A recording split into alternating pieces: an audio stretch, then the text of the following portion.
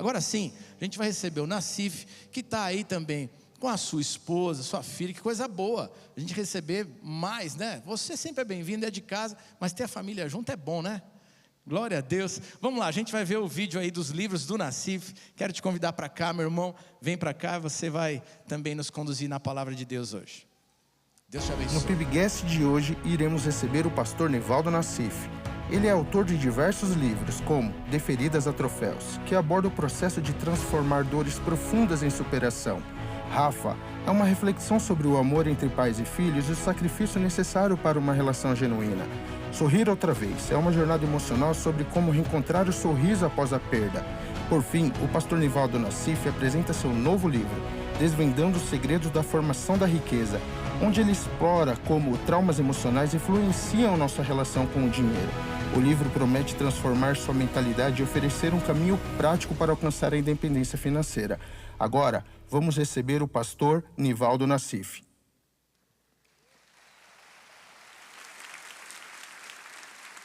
Obrigado, uma honra, sempre uma honra muito grande para mim estar de volta à nossa igreja. Muito obrigado por sua paciência em me receber hoje. Então você viu lá a propaganda, no final eu vou estar ali para assinar o livro para você, tirar uma foto de recordação. E eu vou estar aqui praticamente todos os dias dessa semana. Eu vou falar amanhã à noite no Legacy, depois vou falar na terça-feira para o pessoal que está vivendo luto, mas é aberta essa reunião para todos. E depois na sexta-feira para o Ministério Culto da Vitória e mais acho que culto de família. Nós vamos estar juntos na sexta-feira, mas todos os dias às 6 horas da tarde eu estou por aqui na livraria. Se você não quiser ficar esperando hoje para comprar o seu livro, compre amanhã esse livro. De verdade, vai mudar a história da sua vida. Eu posso garantir isso para você e é absolutamente inédito no Brasil. Abre sua Bíblia comigo no livro de 2 Reis, capítulo 5, a partir do versículo de número 20. Pode ser o 19, como eu mandei lá. Nós vamos continuar falando sobre o caminho da santidade. 2 Reis, quem achou fala amém? Amém? Nossa, ninguém achou. É um livro difícil, mas tem na maioria das Bíblias. Pode experimentar. Quem tem Bíblia de papel, levanta a Bíblia de papel, por favor. Eu gosto de ver Bíblia de papel. Muito bem. Quem tem Bíblia eletrônica, levanta a Bíblia eletrônica. Em maio eu estive por aqui e falei, compra uma Bíblia de papel, porque pode ser que um dia desse a gente fica sem internet e você vai ficar sem Bíblia, lembra?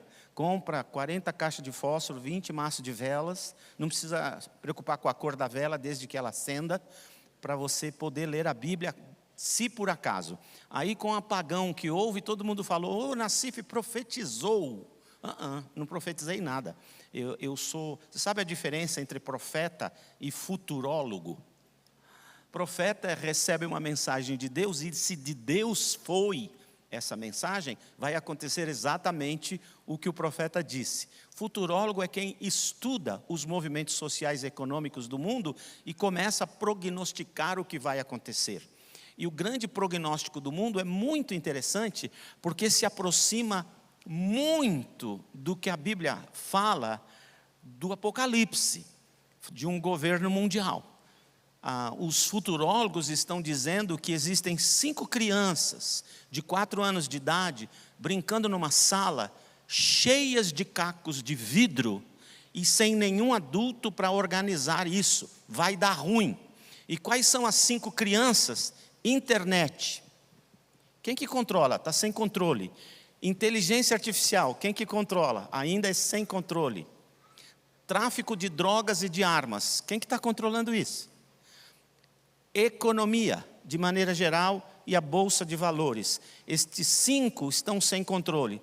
Tudo indica que um governo mundial resolve essa parada e acaba com tudo isso. Não sei, são os futurólogos que estão dizendo, mas combina muito com o que a Bíblia Sagrada está falando. De maneira que é bom você ter uma Bíblia de papel, uma eletrônica também. Porque a gente não sabe os dias que virão por aí. Sejam lá quais forem ou como forem os próximos dias da nossa vida, nós estamos guardados no Senhor.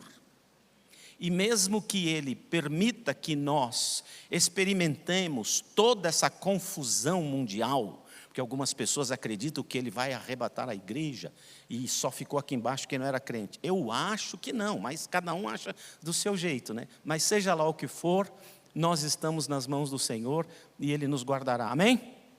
Isso é para dar tempo de abrir a Bíblia, deu? 2 Reis, capítulo 5. Eu vou ler a partir do versículo 20. Eu tenho a NVI. Geazi, servo de Eliseu, homem de Deus, pensou: meu senhor foi bom demais para Naamã, aquele arameu, não aceitando o que ele lhe ofereceu. Juro pelo nome do Senhor que eu correrei atrás dele para ver se ganho alguma coisa. É quase dizer, juro por Deus que eu vou enrolar aquele cara. Versículo 21. Então Geazi correu para alcançar Naamã, que, vendo-o se aproximar, desceu da carruagem para encontrá-lo e perguntou: está tudo bem? Geazi respondeu: sim, tudo bem, mas o meu senhor enviou-me para dizer que 2 jovens, discípulos dos profetas, acabaram de chegar, vindo dos montes de Efraim. Por favor, deles 35 quilos de prata e 2 mudas de roupas finas. Olha, que 2 seminaristas interessantes, 35 quilos de prata, seminarista chique. Muito bem, versículo 23. Claro, respondeu Naamã, leve 70 quilos. Ele insistiu com Geazi para que os aceitasse e colocou os 70 quilos de prata em 2 sacolas com as 2 mulas, não era mula, com 2 mudas de roupas, entregando tudo a 2 de seus servos, os quais foram à frente de Geazi, levando as sacolas. Quando Geazi chegou à colina onde morava, pegou as sacolas das mãos dos servos e as guardou em casa. Mandou os homens de volta e eles partiram. Depois entrou e apresentou-se ao seu senhor Eliseu. Foi trabalhar, bateu o ponto. O Eliseu, lhe perguntou: onde você esteve, Geazi? Sabe quando a sua mãe pergunta: menino, onde você estava? Ela já sabe. Se tua mulher perguntar para você: meu amor, onde você estava? Fique tranquilo, Deus já revelou tudo para ela. Ela tem 3 testemunhos de amigas que disseram onde ele estava, e não vai ter jeito. Quando a pergunta, onde você estava? Ele fez essa pergunta para ele. E olha o que a resposta que eles: você acha que eu não estava com você em espírito quando o homem desceu da carruagem para encontrar com você? Gente, esse Eliseu é poderoso. Ele trasladava, gente. Esse não era o momento de aceitar nem prata, nem roupas, nem de cobiçar olivais, vinhas, ovelhas, bois, servos, servas, iPhone 17, 49, Nike. Por isso, a lepra de Naamã atingirá você e os seus descendentes para sempre. Então Geazi saiu da presença de Eliseu já leproso, parecendo neve.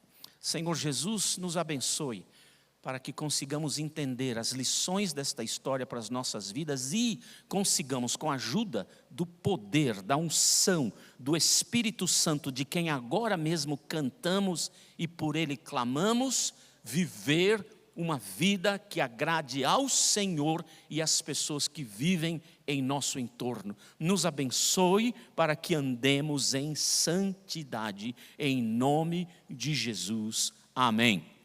Amém. Fala amém, irmão. Amém. Amém. Aleluia, está chovendo. Glória a Deus. Glória a Deus. Está chovendo, gente, é uma bênção. Chuva precisa de chuva. Precisa de chuva. É bom, e aqui, olha, você está coberto, não tem goteira, que maravilha. De maneira que amanhã todos nós vamos entrar 2 horas mais tarde. E por isso ficamos 2 horas. Não vamos ficar 2 mais não. Vamos lá, Geazi, deixa eu falar para você de santidade. Primeiro eu preciso contar a história para você. Acontece que houve uma guerra entre Síria e Israel, e um grande general chamado Naamã acabou ganhando essa guerra e levou muitos escravos israelitas para a Síria, para transformá-los em escravos. O próprio Naamã escolheu uma garota adolescente, talvez 13, talvez 14 anos, e a levou para ser escrava pessoal de sua esposa. Uma menina que não tem nome na Bíblia, uma menina anônima, e ela é transformada em escrava. Esta menina, que não vamos contar hoje toda a história dela, que tinha tudo para ficar depressiva, ficar com raiva, chorosa, triste, resmungando e rebelde, essa menina serve a esposa de Naamã e percebe que o Naamã tem uma lepra. Um dia a gente vai contar a história do Naamã também. Ele tinha uma lepra por fora. Nós vamos ver que o Geazi tem lepras internas. Hoje à noite nós vamos descobrir o que ou quem está controlando a sua vida e impedindo-o de viver nessa santidade alegre na presença de Deus. Aí, essa menina fala para a patroa: olha, se o teu marido fosse lá na minha terra, tem um profeta lá que pode curá-lo. Então o Naamã vai para lá, nós não vamos contar a história, e ele vai na presença do Eliseu. O Eliseu fala para ele assim: mergulha 7 vezes no Jordão. Para mergulhar no Jordão, ele precisava tirar a roupa. Para tirar a roupa, a lepra dele ia aparecer, e todo mundo ia saber que ele era um homem comum. Até então ele era um grande super-herói mundial, mas aí ele mergulha 7 vezes no Jordão e sai de lá com a carne mais pura do que a carne de um neném recém-nascido. Quando ele sai de lá, ele crê no Deus de Eliseu. Ele fala: agora eu creio no Deus de Israel. Posso levar um pouco da terra de Israel para que eu ajoelhe sobre ela quando adorar o Deus de Israel? E o Eliseu falou: lógico que pode. E aí ele disse: olha, eu trouxe muita prata, muito ouro, muitas roupas de festa, eu quero doar para a sua assistência social aí, para o seu trabalho, para a sua vida. O Eliseu disse: de maneira nenhuma, não posso aceitar nada. Eu fiz isso porque Deus orientou, a bênção veio dele, o milagre veio dele, é tudo dele, então não quero nada. Não, mas eu insisto, não, por favor, vá embora. E o sujeito vai para casa. Imagine, ele era chefe do exército do rei da Síria. Ele era o segundo homem mais importante da Síria daquele mundo, e o segundo homem talvez mais importante do mundo naquele tempo. Ele vai para casa e eu fico pensando, como é que ele vai chamar todos os soldados dele e dar o testemunho dele que ele se converteu? Imagina o impacto nacional e talvez internacional que a conversão desse homem poderia ter causado naqueles tempos na Síria. Talvez a Síria hoje fosse diferente do que ela é hoje. Talvez, só talvez. Mas o Geazi, ele tem uma lepra interna. Essa lepra, o que era lepra? Vamos pensar no que era lepra. A lepra naquele tempo acreditava-se que era uma coisa incurável. Também se acreditava que lepra pegava com o contato humano. Se eu encostar em alguém com lepra, eu me tornarei leproso. Logo, os leprosos tinham que ficar excluídos da sociedade e guardados em lugares que eram chamados de leprosários, depósito de leprosos. Geralmente eram buracos ou colinas, onde eles ficavam lá embaixo, e as pessoas vinham do lado de cima e jogavam comida lá para baixo, e eles não podiam sair de lá. Se algum leproso saísse de lá, ele tinha que andar nas ruas gritando a todas as pessoas a 1,6 km de distância deles, 1 milha de distância. Se eles vissem algumas pessoas, eles podiam mais ou menos calcular o que era 1 milha, e eles tinham que começar a gritar: eu sou leproso, leproso. Era horrível ser leproso naquele tempo, era pavoroso, você não podia ter contato com ninguém. E o Naamã tinha essa lepra, mas o Geazi tinha uma lepra dentro dele que era invisível, que nós vamos chamar hoje de compulsão. Sabe o que é compulsão? Aquela coisa que te controla aqui por dentro, que ninguém sabe que aquilo está te controlando, que você tem mantido secreto na medida do possível. Algumas pessoas já não conseguem mais manter secreto, e essa compulsão vem para fora e domina a pessoa, estragando a vida dela e a vida das pessoas que estão em seu entorno. Ele tinha uma compulsão. A compulsão de Geazi era uma compulsão por grana, por dinheiro. Ele era alucinado por ter dinheiro. E por causa disso, ele começa a racionalizar e pensar: como assim o Eliseu não pediu oferta? Não era injusto. Ah, não, esse sírio aí, esse arameu, ele não vai ficar sem me dar nada. Eu juro por Deus que eu vou enrolar esse cara. Olha o que ele está falando. E ele vai atrás e mente. Alguns seminaristas chegaram, e eles precisam de prata e roupa. Naamã fica, que estranho que o Eliseu mudou de ideia, ou mandou o secretário dele. Ele nunca me falou nada, ele disse que estava tudo bem. Está passando coisas na cabeça do Naamã. E ele entrega. E os empregados do Naamã vão carregando para o Geazi até perto da casa dele. Quando chega perto na casa do Geazi, ele agarra aqueles sacos de prata e roupas e diz para os meninos: voltem lá para o Naamã. Imagina esses dois voltando e falando assim: ô Naamã, a gente não viu Eliseu, chegou perto da casa do menino aí, ele pegou as sacolas e guardou e mandou a gente vir embora, então a gente queria relatar para o senhor. Será que isso estragou a fé no coração do Naamã? Só lá no céu a gente vai saber. Será que o Geazi, com essa atitude, destruiu um grande avivamento na Síria, que talvez tivesse transformado a Síria até os dias de hoje? Será que essa compulsão causou um estrago desse tamanho, com esta proporção? Então deixe-me dizer para você. Aí o Geazi volta, esconde tudo em casa e vai lá na casa do Eliseu, porque ele era servo, ele era secretário do Eliseu. Ele fala: oi patrão. E o Eliseu pergunta para ele assim: onde você foi, Geazi? Quando o Eliseu pergunta isso, ele está dando ao Geazi uma oportunidade de arrependimento. Onde você foi, Geazi? Em vez de ele dizer: fui pegar a grana do Naamã, ele diz: não saí daqui. E o Eliseu então diz: Geazi, você não percebe que eu estava com você? Ou o Eliseu o seguiu, ou como Deus revelava coisas todo o tempo para o Eliseu, revelava as estratégias dos exércitos inimigos para ele, eu não sei se o Espírito Santo foi lá e mostrou para ele o que estava acontecendo, mas ele diz: eu estava com você, você não viu? Por causa disso, Geazi, a lepra que estava de Naamã, que era um pedacinho assim, da qual ele foi curado, aquela lepra hoje cobre você e toda a sua família para sempre. E ele sai da presença do Eliseu todo branco como neve. Essa é a nossa história. Nessa história eu aprendo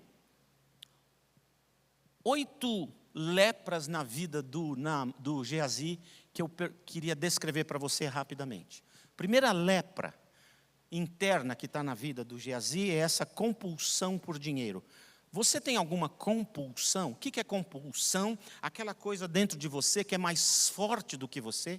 Compulsão por dinheiro, compulsão por mentir, compulsão por roubar, compulsão por sexo, compulsão por drogas, compulsão por bebida, compulsão por qualquer tipo de álcool ou de cigarro. O que é mais forte do que você?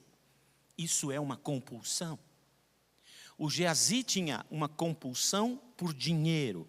Dinheiro o controlava ou fazia com que ele perdesse totalmente o controle. E tudo quanto de Deus ele sabia ficava para trás. Ele até chegou a usar o nome de Deus para as suas ideias compulsivas.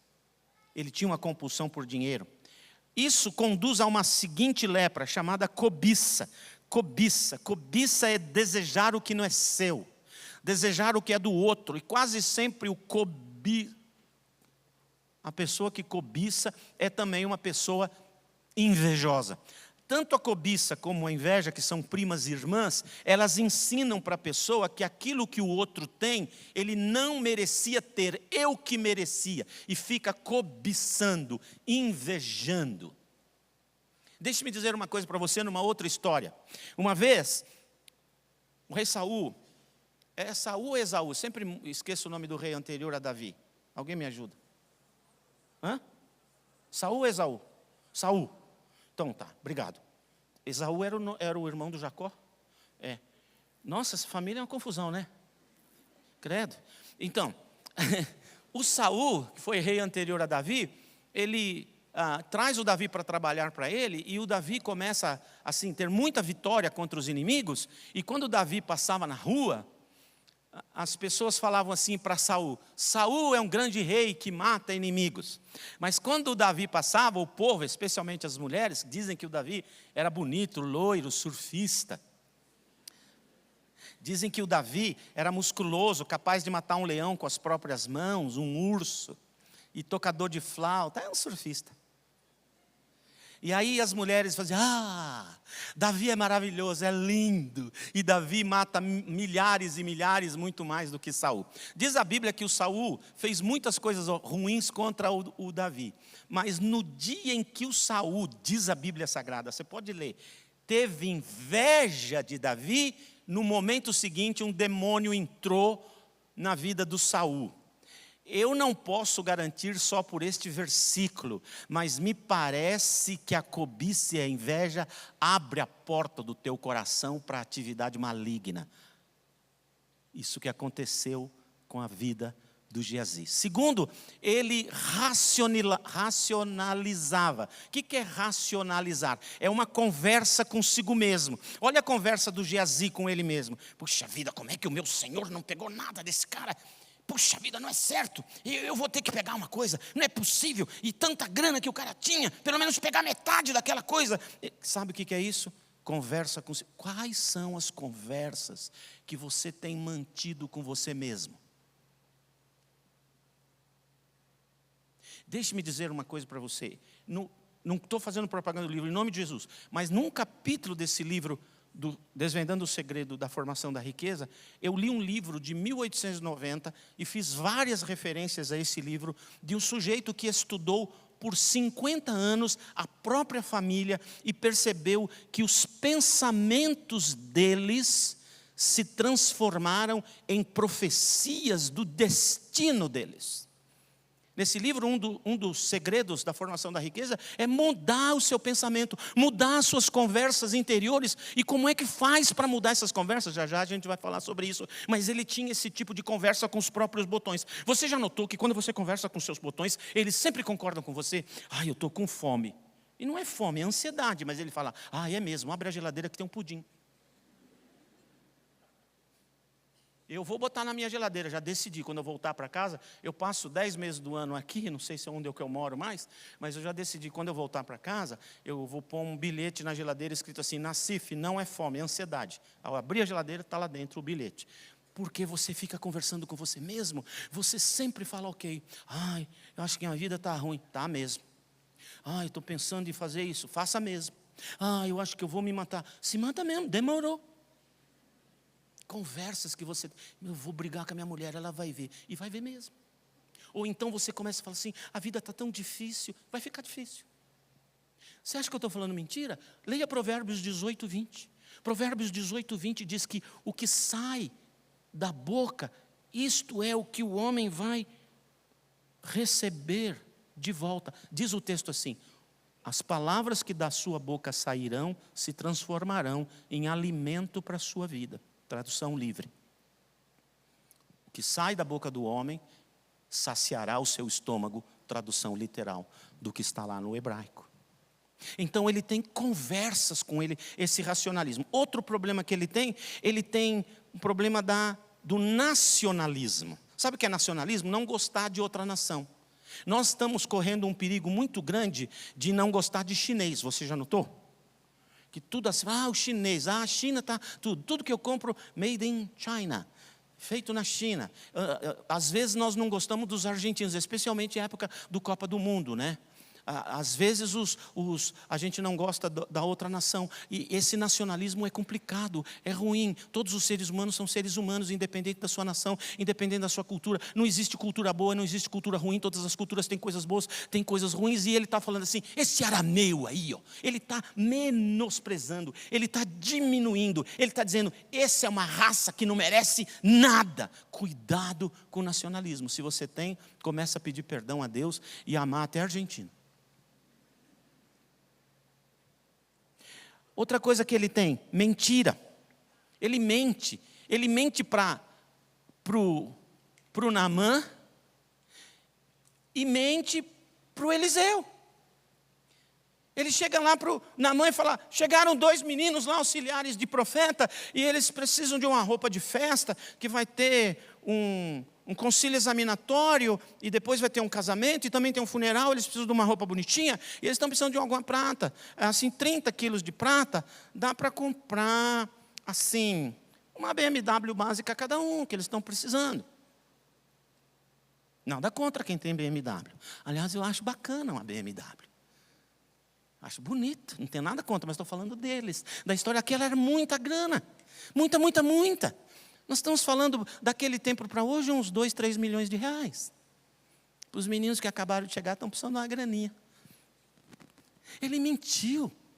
E o Naamã, não é possível, esse menino é da igreja do Eliseu, onde eu ganhei cura, na igreja que eu me converti, ele é secretário direto daquele homem santo. Lógico que é verdade. E deu o dobro. A generosidade de Naamã versus a cobiça de Geazi. E aí ele mente para o Eliseu. Você é mentiroso? Você é mentiroso? Você é mentirosa? Quando sua mãe perguntou onde você foi, minha filha, até que hora você ficou na internet, com quem você estava falando, da onde você veio, você anda mentindo, só um pouquinho. Mentira. Depois, usar o nome de Deus em vão. Gente, isso é horrível. Você sabe que o judeu não fala Deus? Ele não fala Yahvé, porque ele não usa o nome de Deus em vão. Sempre que ele vai falar, ele fala o Senhor, por medo de usar o nome de Deus em vão. E tem gente que fala assim, meu Deus, que inferno. Olha, as outras coisas eu não posso falar, mas tem pessoas que falam, meu Deus, e pontinhos, e falam uns palavrões. Cuidado. O que é que sai da tua boca de novo? Como é que você está usando o nome do Senhor? Será que... Olha o que ele fez. Ele disse assim, em nome de Deus, meu sócio na fraude. Foi o que ele fez. Ele convidou o Senhor para fazer a fraude. Senhor, me unge para que quando eu fale, ele acredite. E no seu nome eu vou pegar aquela grana. Gente, o que é isso? Uai. Modernamente tem Geazi guardando dinheiro na cueca. Modernamente tem Geazi fazendo umas coisas por aí que eu não posso mencionar. Porque eu fui orientado a não falar. Não posso mentir. Você está usando o nome de Deus em vão? Manipulação de pessoas. Olha como ele manipula o Geazi. O Geazi manipula o Naamã. Olha como ele manipula os empregados do Naamã. E olha como ele tenta manipular o Eliseu. O manipulador é terrível. O manipulador é um dominante exagerado às beiras da psicopatia. Ele manipula, ele não tem dó de ninguém. Você é um manipulador, uma manipuladora, cuidado. E tem gente que manipula doce. Quer um favor de uma pessoa, fala assim, cara, você sabia que você é o meu melhor amigo, né? Meu, eu nunca vi um cara tão legal que você. Dá para você fazer isso para mim? Pô, depois de 8 elogios, o cara faz. Mas você não gosta dele em nada. Só queria que ele fizesse. Isso é pecado. A última dele. Dificuldade de ser o segundo. Sabe o que é isso? Dificuldade de ser o segundo. Quando nós nos mudamos para Orlando, há 12, quase 13 anos atrás, eu fui trabalhar numa igreja americana, dentro do departamento em português, e eu tinha um líder, que estava sobre mim, e a pergunta do pastor da igreja foi, você tem alguma dificuldade de ter um líder mais novo do que você? Eu pensei, nenhuma. Falei, não, de maneira nenhuma. Naquela ocasião, eu estava estou com 60 e quase 9, um monte estava. E 12 anos atrás. Então, pensei, o garoto deve ter 1 ano ou 2 menos do que eu. Quando eu cheguei lá, um garoto de 27 anos de idade era o meu chefe. E quando eu fui apresentado, ele falou, esse é o seu chefe. Você tem alguma coisa para dizer? Eu falei, tenho. Um privilégio estar debaixo de um jovem de 27 anos, porque eu sempre amei jovens brilhantes, inteligentes e homens de Deus. Vai ser uma honra para mim obedecer a esse homem. Sabe por quê? Porque obedecer sempre é a véspera das manifestações milagrosas de Deus. Para chegar aqui na igreja, eu recebi uma orientação do Michel, eu recebi uma orientação de um irmão ali na porta, e eu recebi uma orientação de um outro irmão, agora há pouco, todos eles mais jovens do que eu. E eu disse, a bênção vai cair hoje. Porque a obediência sempre traz. Sabe, ele tinha dificuldade de ser o segundo. Quem não sabe ser o segundo, dificilmente será o primeiro. Bem, essas são as lepras do Geazi. Espero que você não tenha nenhuma delas, mas se você tiver, eu quero te dar 5 passos bem rápidos para a cura. Tenho 10 minutos, acho que dá tempo. Primeiro passo. Para que você cure, você tem que fazer da sua vida o que o Naamã fez da dele. Mergulhar 7 vezes no Jordão para tirar a lepra. Se você tem compulsões internas, se você tem alguma dessas manias ou pecados, vamos assim o chamar, porque assim os devemos chamá-los. Se você tem algum desses pecados, se você tem esses pecados como pecados de criação, que você faz cafuné nele todos os dias, você não se livra deles, porque eles já têm controle sobre a sua vida. Como faz para me livrar disso? O primeiro passo é o mais difícil de todos. Tem que mergulhar no Jordão. O que o profeta quis dizer para Naamã quando ele disse, mergulha no Jordão? Primeiro, para mergulhar no Jordão, você precisa tirar a sua roupa. Em outras palavras, você tem que estar desnudo diante das pessoas que amam você. O que significa isso? Você tem que abrir o seu coração e confessar aquela lepra interior. Sem essa confissão absoluta, total, irrestrita, não haverá cura para isso que controla você por dentro e que você sabe, daqui a pouco isso vai virar para fora e vai explodir você, vai explodir a sua empresa, vai explodir a sua casa. Talvez a sua compulsão seja gastar demais, você tem gastos compulsivos, você não pode ver uma propaganda que você é facilmente seduzida por ela, você gasta e não tem como gastar, porque isso está controlando você. Tem que confessar. Outro dia, um irmão chegou no gabinete de um pastor, não vou falar qual. Nem era nesse planeta, para você não tentar adivinhar qual era. Ele entrou e falou, pastor, eu vim aqui para dizer para você que eu vou matar minha esposa hoje. Ele disse, não faça isso. Não, vou matar, pastor. Vou matar. Mas o que aconteceu? Pastor, eu vendi o carro, depois de tanta luta para vender esse carro. Eu vendi o carro. 38 mil reais. Eu nem peguei no dinheiro, fiz fazer transferência bancária, porque eu tinha outras coisas para pagar. Isso ia resolver a minha vida de vez. Ia limpar tudo, pastor. Quando eu fui abrir a conta, abrir o banco lá, pastor, o dinheiro tinha sumido. O dinheiro tinha sumido, pastor. Eu falei, e por que você vai matar sua esposa? Porque na meia hora seguinte ela chegou em casa com tanta sacola que eu nunca vi do shopping center. Eu falei, o que é isso, mulher? Ela falou, não sei, amor, foi um milagre. Eu abri a conta, tinha 38 mil. Eu torrei. O pastor falou, deixa que eu mato. Porque, sabe, se você não confessar, em algum momento explode tudo. Você tem que ficar desnudo diante da tua mulher, diante do teu marido, diante dos teus filhos. Falar, perdão, eu fiz isso, eu tenho essa mania, eu tenho esse hábito, eu tenho esse pecado, que eu não tenho mais controle. Precisa mergulhar no Jordão, precisa estar desnudo completamente. Segundo, você tem que mudar os temas de tua mente, tem que mudar as suas conversas. Deixe-me explicar isso para você. Jesus Cristo falou que a boca fala do que o coração está cheio. Evidentemente que não é isso aqui, é a mente. Você já pensou? Eu recebi Jesus no meu coração. E aí eu sou atropelado e estou morto. Mas tem alguém que morreu de uma vez, e eu ainda estou quase morto, e o coração dele serve no meu. Mas o coração dele não era de crente. Aí eu vou para o inferno? Ou ao contrário, eu morri e o meu coração de crente serve para uma pessoa que não é crente. Ela vai para o céu, eu não, porque eu fiquei sem coração crente.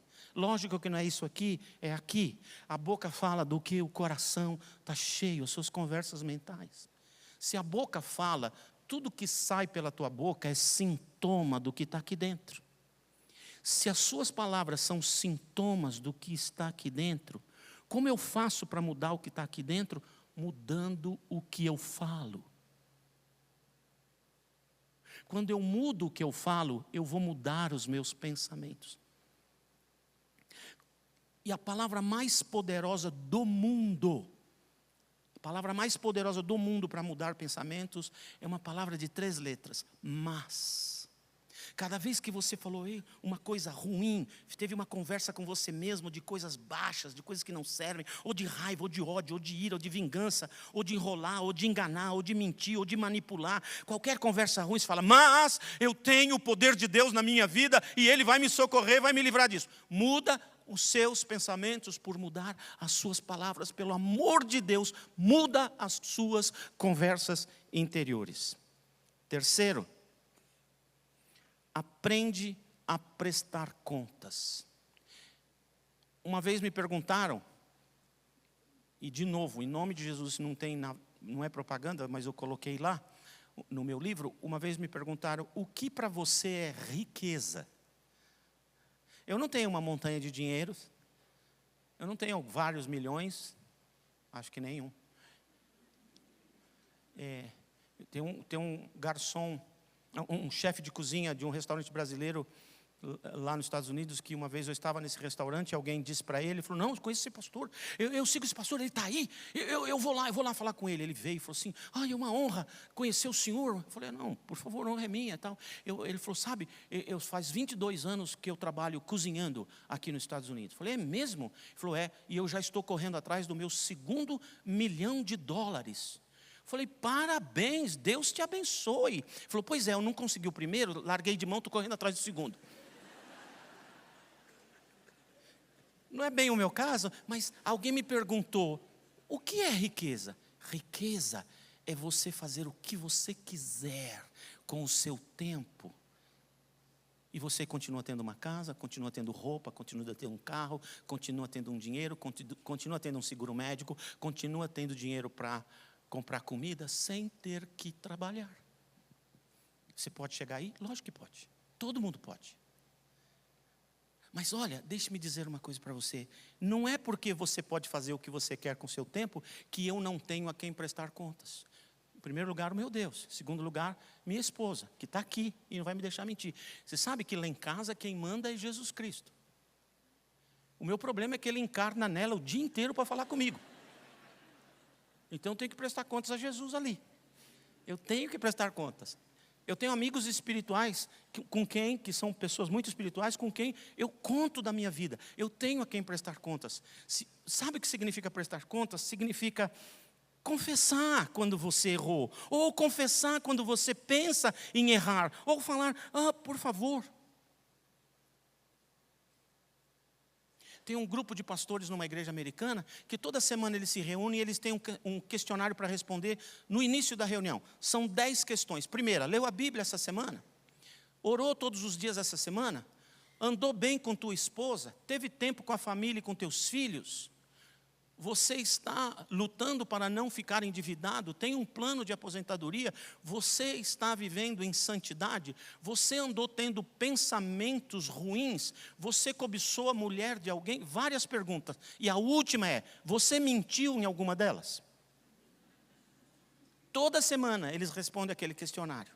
E toda semana um deles ajoelha e confessa. E sabe que todos estão em santidade. Prestar contas. Um menino uma vez estava brincando com estilingue, jogando pedra numas latas. E ele errou uma das pedras, passou por cima da lata e acertou a cabeça de um ganso. A mãe dele tinha uma criação de ganso, mas eram gansos campeões, tinha um concurso anual de melhor, mais bonito e mais forte ganso do ano, e ela tinha 3 ou 4 gansos que eram campeões. Eles eram campeões, mas ela que ganhava o prêmio. E ela cuidava muito bem dos gansos. E uma dessas pedras foi e acertou a cabeça do ganso. O ganso caiu com o bico no chão, morto na hora. Ele olhou, não tinha ninguém em volta. Ele pegou pelo pescoço, arrastou, enterrou, guardou, jogou folhas por cima e veio para casa. Na casa dele, ele tinha uma irmã mais velha do que ele. E todos os dias, na hora do almoço, um lavava a louça, o outro tirava a mesa e varria o chão. E de noite invertia. E naquela manhã, era a vez da irmã de lavar louça, e ele detestava lavar louça. Aí a mãe falou, bom, hoje é seu dia de lavar louça? Ele falou, não. A irmã dele falou assim, é sim, e você também vai varrer a cozinha e tirar a mesa hoje. Ele disse, não, essa não é minha parte. Ela falou baixinho para ele atrás da mãe, ganso. Ele falou, mãe, eu vou fazer tudo. E de noite, ele vai fazer tudo hoje, né, irmão? Aham. E ele fez tudo. E por 3 semanas, ele virou um escravo da irmã dele. Aí ele foi prestar contas. E ele disse, mamãe, preciso confessar uma coisa para a senhora. Há 3 semanas atrás, eu estava jogando pedra, e o vento estava muito forte, desviou aquela pedra. E o ganso quis olhar para a pedra, bem na hora que a pedra estava chegando. E aí o ganso pensou que era bola, quis fazer um gol de cabeça, mas, mãe, o ganso morreu. Eu enterrei o ganso, ninguém estava vendo, mas parece que minha irmã viu. Por isso que ela está me escravizando todas essas semanas, todos esses dias. A mãe disse, meu filho, eu estava na janela. Eu vi quando você matou o ganso. Falou, mãe, e você me deixou sofrendo até agora? Era só ter prestado as contas no mesmo dia. Eu te perdoaria como te perdoo agora. O Senhor já te perdoou, mas quando você guarda, o demônio te escraviza. Presta contas. Por último, aprende a restituir, se for o caso. O ideal era, e talvez isso tivesse acontecido, o dinheiro fosse devolvido para o Naaman. Há certos pecados que você comete de dentro de você para você mesmo, e há certos pecados que machucam as pessoas que estão em volta de você. Vá e restitui. Não dá para ser crente que não restitui. Você era ladrão de automóveis, roubou um automóvel, e 6 meses depois você se converteu. E aí se batizou e está firme na igreja, está feliz da vida. E dirigindo aquele automóvel roubado, um dia você passa em frente à casa do dono daquele carro. Você para e aperta a campainha para dar o seu testemunho para ele. E você diz, oi, o senhor não me conhece, mas eu conheço o senhor é o dono daquele carro. Não, era, né? Porque eu que roubei aquele carro. Mas eu vim aqui dizer para o senhor que eu já fui perdoado de tudo porque eu me converti. Até logo. Ele falou, peraí, não vai devolver o carro? Ele falou, não, isso é quando eu era não crente. Hã? Não. Restitui.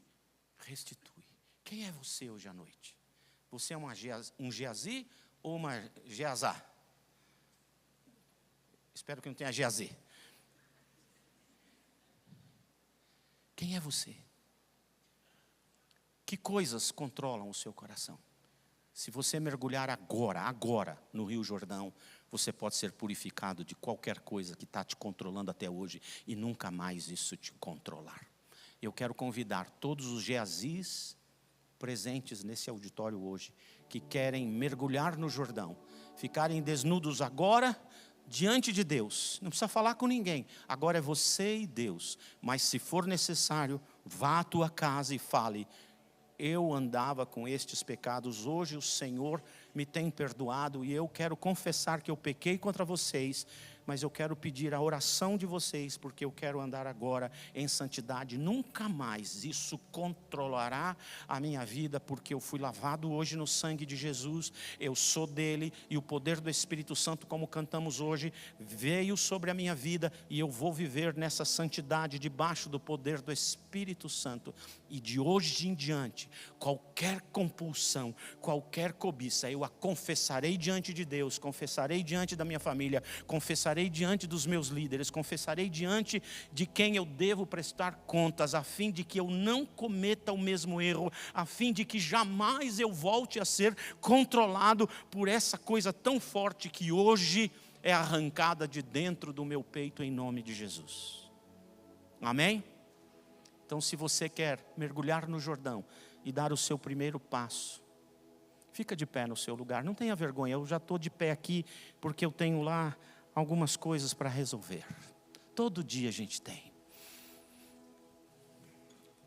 Fica de pé no seu lugar. Esse é um momento de consagração da sua vida. É um momento de declarar, Deus, nessa campanha de andando em santidade, eu aprendi coisas que eu não posso fazer lá fora, coisas que eu não posso ficar olhando, coisas que eu não posso ficar tocando, coisas que eu não posso trazer para minha casa. Aprendi, Deus, que eu tenho que ter controle, porque se eu perder o controle, tudo vai descontrolar na minha vida. Mas agora, Deus, na última mensagem de andando, caminhando em santidade, eu estou aprendendo que eu preciso limpar aqui dentro, eu preciso fazer uma faxina dentro de mim. Então eu te peço agora, Espírito Santo, entra dentro de mim e vasculha todos os cantos, todos os recônditos, todas as encruzilhadas, todas as ruínas escuras, obscuras da minha alma, do meu coração. Entra lá dentro e lava, encharca com o sangue de nosso Senhor Jesus Cristo. Limpa, lava, purifica, arranca de dentro de mim tudo que não presta. Eu confesso, eu perdi o controle desta coisa na minha vida, mas hoje eu quero dar a minha vida ao controle absoluto do Espírito Santo de Deus. Vem, Espírito Santo, controla, dirige a minha vida, arranca de dentro de mim toda a compulsão, toda a cobiça, todo o pecado, toda droga, todo o álcool, toda coisa que tem me controlado hoje, arranca de dentro de mim definitivamente. E eu, Deus, quero pedir que o Senhor me ajude também a mudar as conversas comigo mesmo. Que as minhas conversas sejam conversas da palavra de Deus.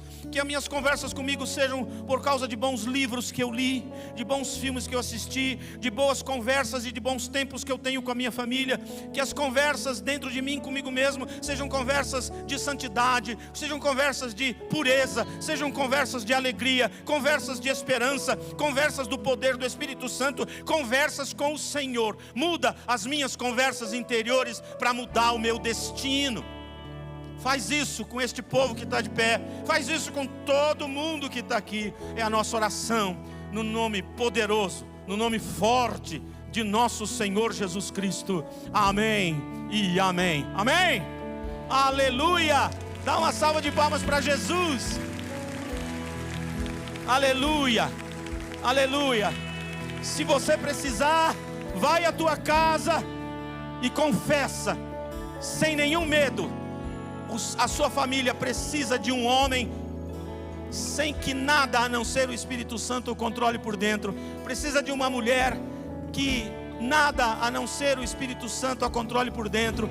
Os seus pais precisam de filhos controlados pelo Espírito Santo, não por nenhum pecado, não por nenhum vício, não por nenhuma droga, não por nada de ruim, mas senão pela presença de Deus. E caminharemos alegremente na santidade dele, na presença dele, para a nossa bênção e bênção das pessoas que vivem em nosso entorno. Deus te abençoe, uma excelente semana. Nos veremos domingo que vem à noite. Ao longo da semana estarei em vários cultos aqui e te esperarei hoje lá na livraria. Um abraço, Deus te abençoe, até outro dia.